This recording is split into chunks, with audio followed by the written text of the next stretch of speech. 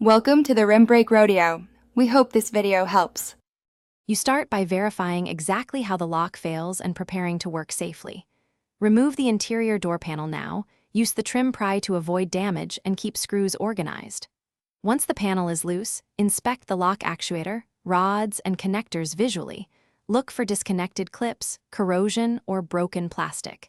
Use the multimeter to test for power at the actuator while someone cycles the key or fob. If you see no power, trace wiring to the connector and secure any loose pins. Once you've isolated the actuator, test it directly by applying 12V momentarily or using the multimeter's voltage while activating the lock. This tells you whether the actuator itself is dead. If the actuator works, focus on linkages. Detach and wiggle rods to reveal bends or seized joints and replace broken clips with new ones.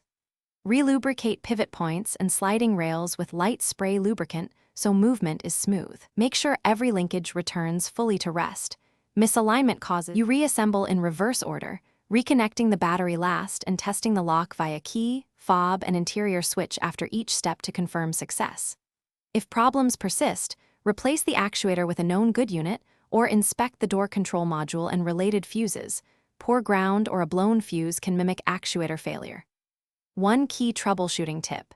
If you hear clicking but no movement, the actuator is trying. Replace it.